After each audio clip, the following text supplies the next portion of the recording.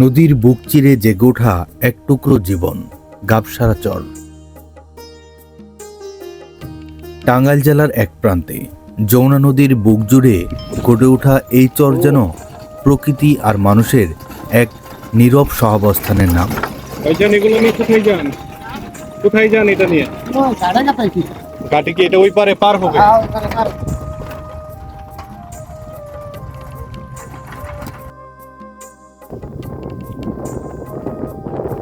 আসসালামু আলাইকুম। ভালো আছেন? এগুলা কি? ছাগলের জন্য কি ঘাস এগুলো? এই যে ভ্যারাইটি গাছ। ভ্যারাইটি গাছ। ছাগলকে দিবেন। ছাগল কয়টা? আল্লাহ পাক ছয়টা। আচ্ছা, গরু আছে? গরু নাই, সোনা গরু আসাল করি নেই। চোরে কি চোরের উপদ্রব আছে? হ্যাঁ, চোরেরই আছে, যা কেউ নাই যে ছাড়া ওখান থেকে কাজ করে।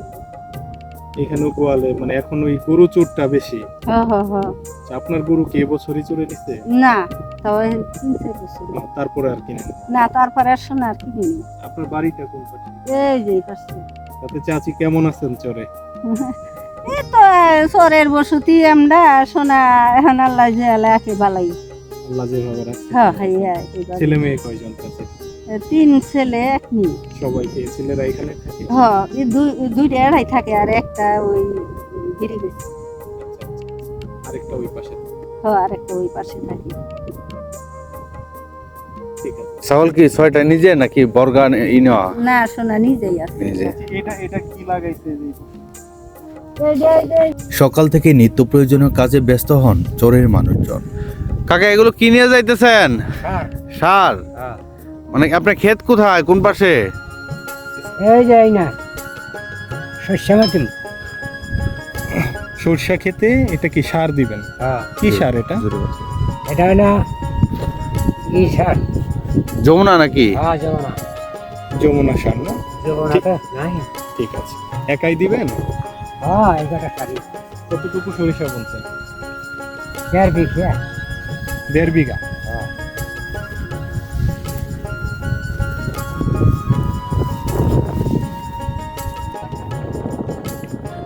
ও আচ্ছা, এগুলো এখন তুলে নিতেছেন। কতটুকু জায়গায় এবার ভুট্টার আবাদ করছেন?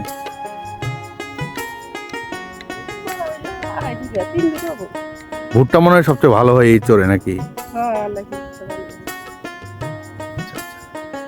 এটা কি পুরোটাই আপনাদের? আচ্ছা আচ্ছা, আপনার সময় নষ্ট করতে আপনি কাজ করেন।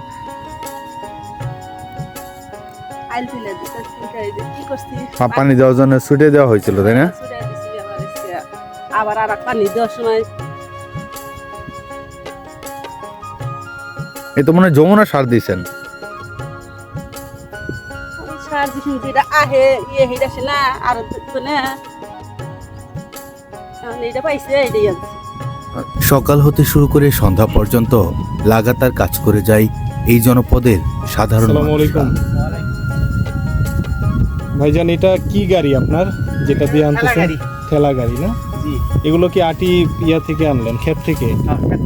কোথায় নিয়ে যাবেন? আপনারা কি এই যে ক্ষেত থেকে ধান কাটার পর ওইখানেই পুরো কাজটা করছেন? জি। আচ্ছা, এই চরে অন্য অন্য ফসলের পাশাপাশি ধানটা কেমন হয়? ধানটা ভালো হয়। আচ্ছা, এটা কি ধানের আর কি? এটা ওই যে পাইজাম। মানে এটা তো হচ্ছে ওই যে ইয়া করার জন্য, পোলাও খাওয়ার জন্য না? জি। ভাতও খাওয়া যায় কি চিকন চাউলের। এবার মানে ধানের দাম কেমন এখানে? ধানের দাম 1450 টাকা বিক্রি করে। পাশাপাশি আর কি আবাদ ফসল করছেন? এবার ভুট্টা, কালাই, মুসুর কালাই, রেগা লাই, তারপরে কার্তিকা লাই। আমরা আপনাদের এখানে কি ডাল জাতীয় সব ফসলটা ভালো হয় সব থেকে? হয়, ভালো হয়। মাসকালাই আল্লাহর রহমতে মেলা ভালো হয়েছে। এবার মাসকালাইয়ের দাম কেমন যাইতেছে? এখনো সঠিক বলার নেই না, কত এটা মানে মাত্র উঠাইতেছেন? উঠাইতেছি সব। তবে আশা করতেছেন তো ভালো দাম পাবেন? হ্যাঁ, ইনশাআল্লাহ। আপনারা এই ফসলগুলো কোথায় বিক্রি করেন? গোবিন্দেশ্বরী বাজার। সবাই এখান থেকে নিয়ে বাজারে বিক্রি করেন? গোবিন্দেশ্বরী বাজার। আমরা আসছি চ্যানেল 24 থেকে। ষড়ঋতুর দেশ বাংলাদেশ, এখন শীতকাল। সকালের ঘন কুয়াশা পেরিয়ে রোদের উকি দেওয়ার সাথে সাথেই ঘাটে আসতে শুরু করেছেন সাধারণ মানুষরা। কেউ বা নদীর ওই পারে যাচ্ছেন, আবার কেউ বা নদীর ওপার থেকে এপারে ফিরছেন। বর্ষাকালে নদীতে পানি কানায় কানায় পরিপূর্ণ থাকলেও এখন শীতকাল, আর তার জন্যই পানি অনেকটাই শুকিয়ে গেছে। নদীতে পানি কম থাকার কারণে ঘাটগুলো এখন আগের জায়গা থেকে নদীর ভেতর দিকে, আর তার জন্য নদীতে পানি কম থাকার কারণে কেউ বা ট্রলিতে করে তাদের নিত্য প্রয়োজনীয় মালামাল নিয়ে যাচ্ছেন একদম খেয়ানৌকার কাছাকাছি। এটি হলো টাঙ্গাইল জেলার ভুয়াপুর উপজেলার গোবিন্দাসী খেয়াঘাট। চরাঞ্চলের খেয়াঘাটগুলোর পাশে গেলেই দেখতে পাওয়া যায় সাধারণ কর্মজীবী মানুষদের চিত্র।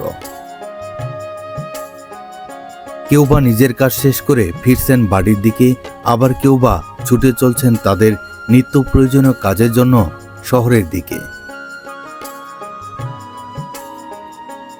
সত্যিকার অর্থে শত প্রতিকূলতার মধ্য দিয়েও তারা তাদের জীবনকে চালিয়ে নেয়। সময় মতো আমাদের খেয়ানৌকা ছেড়ে দিয়েছে গাবসারা চরের উদ্দেশ্যে। চারিপাশ দিয়ে ঘন কুয়াশায় ছেয়ে গেছে। যমুনা থেকে ধেয়ে আসছে শীতল ঠান্ডা বাতাস। খরস্রোতা যমুনা এখন অনেকটাই শান্ত, কারণ বর্ষা মৌসুমে এই যমুনায় থাকে ভয়ঙ্কর রূপে, ফিরে পায় তার নতুন যৌবন। কিন্তু এখন শীতকাল, আর তার জন্যই যমুনা অনেকটাই শান্ত। ছোট নৌকায় করে মাঝি তার মাছ ধরা নিয়ে ব্যস্ত। নদীর ওই পারের কোনো এক খেয়াঘাট থেকে গোবিন্দাসী খেয়াঘাটের উদ্দেশ্যে এগিয়ে যাচ্ছে খেয়া নৌকা।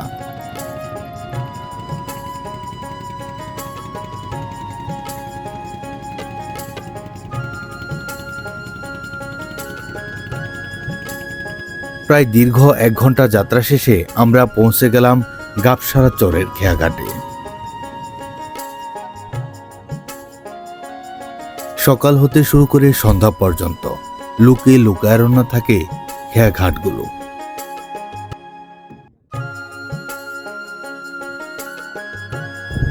বর্তমান আমরা অবস্থান করছি টাঙ্গাইল জেলা ভুয়াপুর উপজেলার গাবসারা ইউনিয়নের গাবসারা চর, যা যমুনা নদীর এপারে এই চরের অবস্থান।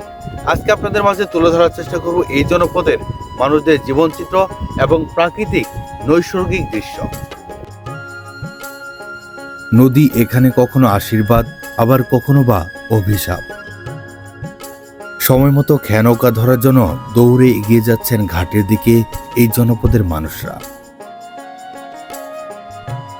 চরাঞ্চলগুলোতে গেলেই দেখা মিলবে শত প্রতিকূলতার মধ্য দিয়ে সংগ্রামের সাথে সাহস নিয়ে এগিয়ে যাওয়ার প্রতিচ্ছবি।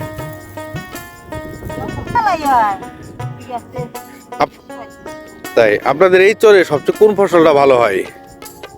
ভালো বেশ ফসিলে কইলি হারে ধান হয়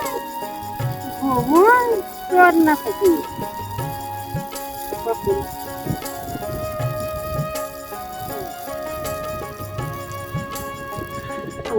বিক্রি করি না যে তুই যাই নাই যে নুরু কাদা পিয়াজ খেতে বুঝতে করতে বলা হয় না। যমুনার দুর্গম এই চরে অন্যান্য ফসলের মতো দারুণভাবে হয় মাসকালাইয়ের আবাদ। এখানে এক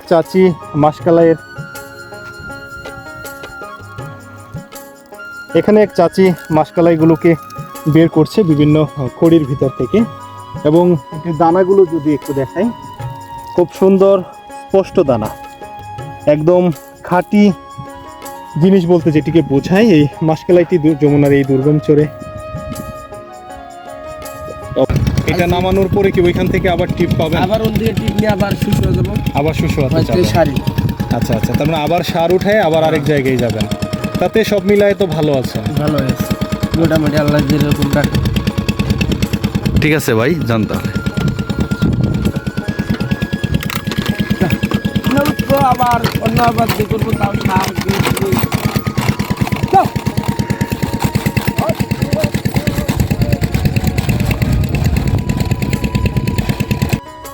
চরাঞ্চলে যেগুলো ফসল সব থেকে ভালো হয় তার মধ্যে অন্যতম হলো বাদাম। দেশীয় জাতের এই বাদামের আবাদ হয় যমুনার এই দুর্গম চরগুলোতে। যমুনা নদীর নিকটবর্তী পলিজমা জমিতে আবাদ হয়েছে বাদামের। বাদাম গাছগুলোতে ফুল আসতে শুরু করেছে। আর 1 থেকে 1.5 মাসের মধ্যে বাদাম গাছগুলো থেকে বাদাম সংগ্রহের উপযুক্ত হবে। যমুনার এই দুর্গম চরাঞ্চলের কৃষকেরা এই বাদাম চাষ করে যমুনার পলিজমা এই জমিতে বাদাম সহ বিভিন্ন চাষ করে কৃষকেরা তাদের দৈনন্দিন চাহিদা মেটাচ্ছে। দুরন্তপানা কিশোররা সাইকেল দিয়ে এগিয়ে চলছে এক বন্ধু আরেক বন্ধুর সাথে। কি যাইতেছো কোথায়? এই যে এই ঘরে ফোনে গেছে বালুর মধ্যে কি সাইকেল চালাতে কষ্ট হয় না? কত কত সাধারণ ওকে তোমার বন্ধু নাকি? ও বন্ধুর জন্য এগিয়ে যেতে আসতে আরেক বন্ধু। ঠিক আছে। দুর্গম এক যমুনার চর। এই চরগুলো থেকে আসলে মানুষকে ওপারের ঘাটগুলোতে যেতে পাড়ি দিতে হয় অনেক দুর্ভোগ। অনেক সময় এই মানুষগুলো সময় মতো নৌকা পায় না। আমরা এখানে এক কৃষক ভাইকে দেখতে পাচ্ছি, উনি সেলো মেশিনে কাজ করছিল। ভাইজান কি করতেছিলেন এখানে? মেশিন ফিট করতেছেন একা একা? মেশিনটা কোথায় ছিল আগে? মিটিংটা ছিল আপনার ওই পশ্চিম সাইডে, ওই পাশ থেকে এই পাশে নিয়ে এই আসা পাশে হয়। নিয়ে এলাম। এই মেশিনগুলো যখন নষ্ট হয়ে যায়, বিভিন্ন পার্টস পাতির দরকার হয়, তখন আপনারা কিভাবে নিয়ে আসেন এগুলো? তখন দাম তারপর হ্যাঁ নিয়ে আসি, নিয়ে আগে কোথা থেকে নিয়ে আসেন? গোবিন্দ সিং মানে ওই পারের ঘাট থেকে আপনারা এই পাশে নিয়ে আসেন। এই মেশিনে যে তেলগুলা লাগে, এই তেলগুলা কোথা থেকে আনেন? গোবিন্দ সিং দিকে তার মানে আপনাদের যেটাই প্রয়োজন পড়ে অপেক্ষা করতে হয় ওপার থেকে ঘাট থেকে আনা পর্যন্ত। মানে এই পাশে আপনাদের কোনো সুযোগ সুবিধা নেই? এ পাশে আছে, কতদিন থাকে কতদিন থাকে না, এই অবস্থা। মানে যেটা চান ওইটা হয়তো পাওয়া যায় না পাওয়া এখানে। যায় আচ্ছা, তো এবার কি ধরনের আবাদ পোষণ করছেন চরে? এবার গাছটি 5-7 বিঘা গাছ ছিল। ভুট্টা গাছছেন? ভুট্টা ছাড়া আর কি আবাদ করছেন? ভুট্টা ছাড়া কিছু আজকে নেবে, ভুট্টা এবার শুধু ভুট্টা? ইরিগামি আচ্ছা, কিছু ধান কাটবেন। এই যে তাহলে ভুট্টাটা কি মাসে উঠাইতে পারবেন? ভুট্টাটা তো পাশে চৈত্র মাসে। ভাইজান আপনাদের এই চরে কোন ডাউলগুলো সবচেয়ে বেশি হয়? ডাউল, হ্যাঁ ডাউল তো হয় কিন্তু জানতে পারে না, বুঝছেন? তাই খেসের ডাউল হয়, আর মুসুর ডাউল হয়। মুসুর ডাউল দেখলাম ভালো ই করছে, ওই পাশে তুলতেছে মুসুর ডাউল। সেই যে নদীর পাড়ে দেখলাম মসুর ফেসার প্যাকেটের দাম কেমন? কত করে? 700? কিন্তু ভালো দাম। তারপরেও কামলা পাওয়া যায়? আচ্ছা আপনাদের এই চরে বিঘা প্রতি দাম কেমন জমির? হ্যাঁ একটু একটু এদিকে করুন। মানে 25-26 হাজার টাকা নাকি? না না না, ওইটা না। দাম দাম দাম হ্যাঁ হ্যাঁ। আপনাদের যে এই চরটা, এই চরে আসলে জমি জমার দাম কেমন? জমি জমা হ্যাঁ, ধরেন কেউ যদি জমি বিক্রি করে তাহলে কিরকম দামে বিক্রি করে? হয় না, এই 1.5 লাখ 1-1.5 লাখ টাকা বিঘা? আচ্ছা, ওই 2 লাখ। যেটা একটু কলার ভালো বাজার। জমি এটা হচ্ছে 2 লাখ। হ্যাঁ। যমুনার পাড়ে বিস্তীর্ণ ফসলি জমি। উর্বর এই জমিতে আবাদ হয়েছে মাসকালাই এবং ফেসারি কালাইয়ের। এই যে সামনে যে গাছগুলো দেখতে পাচ্ছেন, এগুলো হচ্ছে মাসকালাইয়ের গাছ। আর আমি যদি একটু দেখাই এ পাশটাতে, এই যে গাছগুলো, এগুলো হচ্ছে ফেসারি কালাইয়ের। 2 ধরনের ডাল জাতীয় খাদ্যশস্যের আবাদ হয়েছে একই জমিতে। চরের এই মানুষেরা কৃষিকাজে অত্যন্ত পারদর্শী, যার কারণে তারা ছোট্ট জমিতেও কিভাবে ফসল ফলাতে হয় সেটি খুব ভালোভাবেই জানে। আমার সামনে যতদূর চোখ যাচ্ছে বিস্তীর্ণ ফসলি জমিতে একপাশে মাসকালাই, সরিষা, খেসারি কালাই সহ বিভিন্ন ধরনের খাদ্যশস্যের এক ভান্ডার। ভাই তাহলে কত বছর থেকে এই চরে আছে? আমরা জন্ম থেকে শুরুতে এখানে আছি। এখানে এই চরে আপনারা বাজারঘাট কোথায় করেন? গোবিন্দ করে এখানে এখানেও করেন? আপনাদের এখানেও তো সাপ্তাহিক হাটবার আছে, আজকে তো হাটবার। আজকে হাট আচ্ছা, হাটে যাবেন? ছিল শুক্রবার, কালকে হাট ছিল, আজকে আছে। তো আপনার এই যে চর, এই চরে আপনারা আসলে কেমন আছেন? আলহামদুলিল্লাহ আমরা অনেক আপনাদের এখানে তো সাইডে দেখলাম যে চরটা আরো বড় ছিল, নদী ভাঙনে মনে হয় অনেকটা কমে গেছে। তো আসলে আবাদ মৌসুম করে চরের মানুষজন তো এমনিতে ভালোই আছে। হয়। পার্শ্ববর্তী যে নদী, নদীতে আসলে এখন মাছ কেমন পাওয়া যায়? রাস্তা আগের মতো পাওয়া যায় না, আগের থেকে অনেক কম। আগের থেকে। হলুদ ফুলে ভরে গেছে মাঠ, সামনেই বিস্তীর্ণ জমিতে সরিষার আবাদ। কতই না সুন্দর লাগছে ক্যামেরার লেন্সে, সামনাসামনি দেখতে এর থেকে আরো বেশি সুন্দর। চরের এই জমিতে যতদূর চোখ যাচ্ছে সরিষার ক্ষেত, কি সুন্দর এক দারুণ ওভার বয়ে দিত।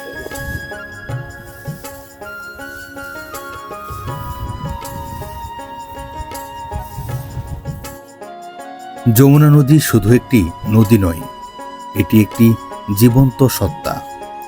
সে ভাঙে আবার গড়ে তোলে। বছরের পর বছর ধরে নদীর বুকে জমে থাকা পলি থেকেই জন্ম নিয়েছে গাবসারা চর। কখনো বড় হয়েছে, আবার কখনো বা নদীতে বিলীন হয়েছে। বয়োজ্যেষ্ঠদের মুখে শোনা যায়, একসময় এখানে কিছুই ছিল না, শুধু পানি আর পানি। ধীরে ধীরে জেগে ওঠে মাটি, আর মাটিতে গজায় ঘাস। তারপর মানুষের বসতিও শুরু হয়। এখানে রাখা রয়েছে ধান সিদ্ধ করার জন্য একটি ডালা।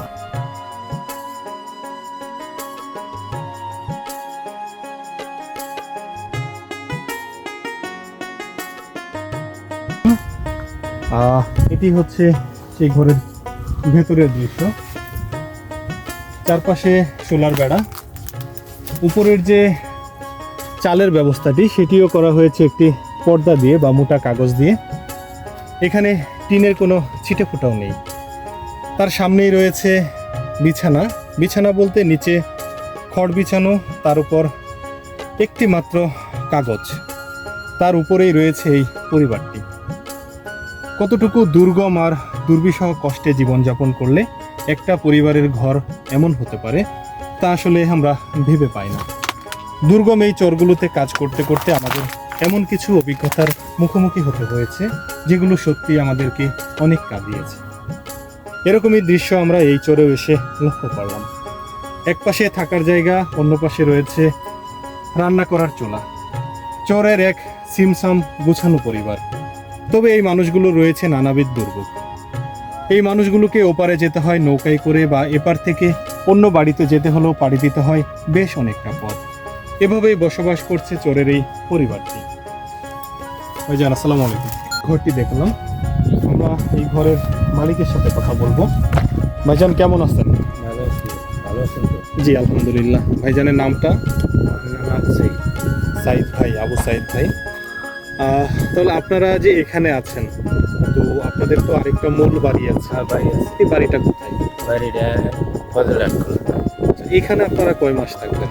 ওখানে মনে করেন যে 15-20 আছে। আচ্ছা, তো এবার আসলে কি কি ফসলের আবাদ করছেন চারপাশে? ভুট্টা করছি, কালাই করছি, বাদাম করছি, এগুলো কি আপনাদের নিজেদেরই জন্য?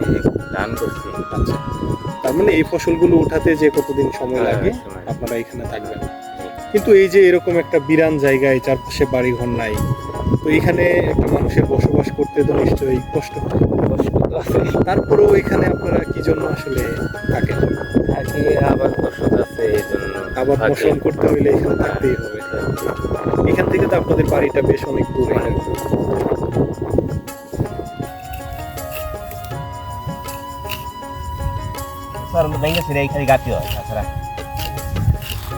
আপনি কোনো আবাদ মৌসুম করছেন এবার?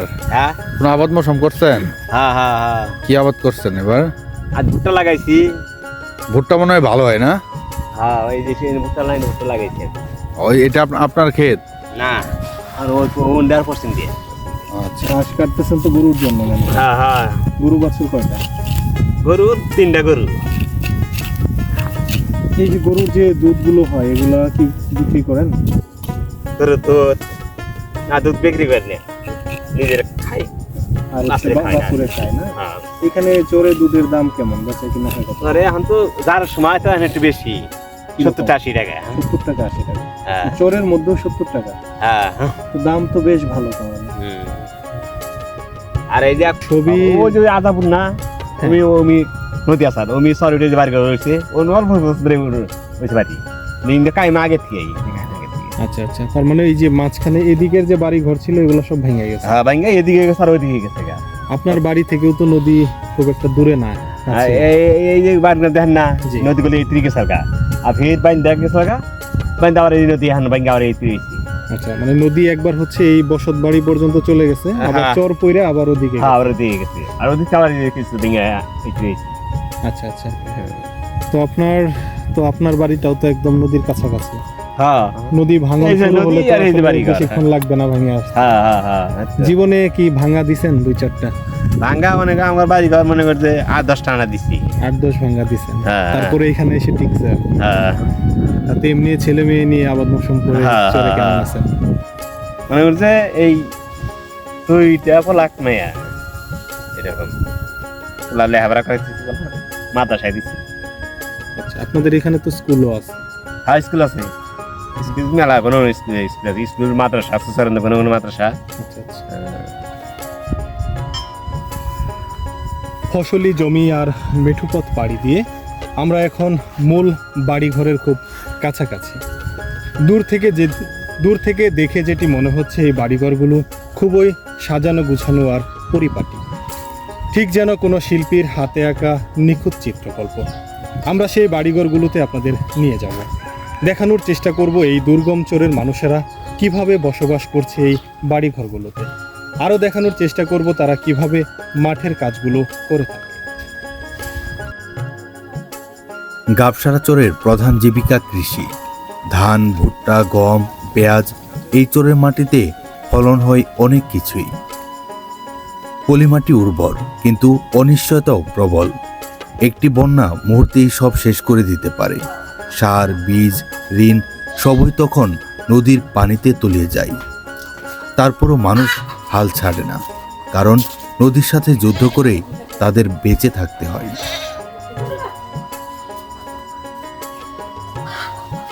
এটি হচ্ছে যে পোকা করার জন্য না, এর মধ্যে একটা মেডিসিন দেওয়া থাকে। মেডিসিন দেওয়ার ফলে সব পোকা এখানে এসে জড়া হয়।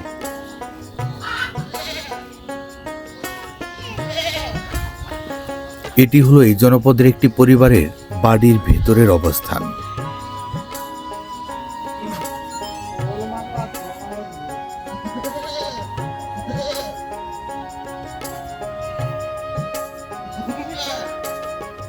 বর্ষাকালে চলাচলের একমাত্র ভরসা নৌকা।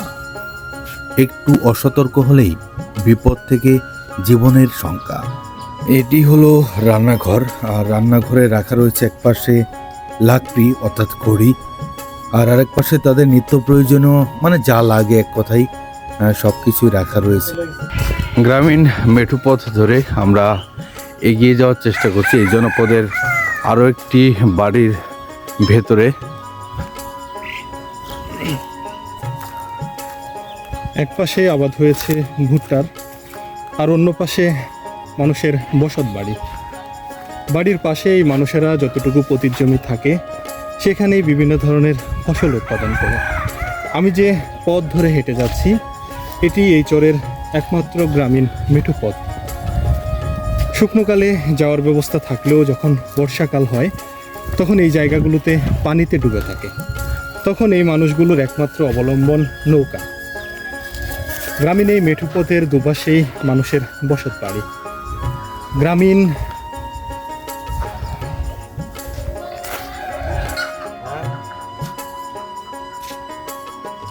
ভাই আপনি তো ফসলের হাটে কি এদিক যাইতে হবে না? এদিক না। ভাই তো সালা খাঁচার একদম মানে কেফের মতো করে দিয়েছেন, মাথায় দেখা যায় না। হ্যাঁ, গাবসারা চরের সকাল শুরু হয় সূর্যের আগেই। পুরুষেরা বেরিয়ে পড়ে মাঠে কিংবা নদীতে, নারীরাও ব্যস্ত হয়ে যায় ঘর আর সংসার সামলাতে। এখানে জীবন সহজ নয়, বিদ্যুৎ অনিয়মিত, বিশুদ্ধ পানির সংকট লেগেই থাকে। বর্ষাকালে চলাচলের একমাত্র ভরসা নৌকা, একটু অসতর্ক হলেই মহাবিপদ। তবুও এই মানুষগুলো হাসতে জানে, কারণ সংগ্রামেই তাদের প্রতিদিনের নিত্য সঙ্গী।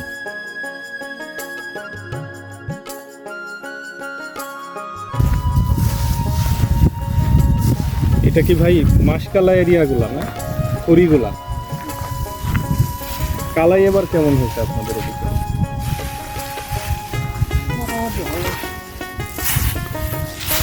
এবার দাম কেমন পাইতেছে কালাইয়ের?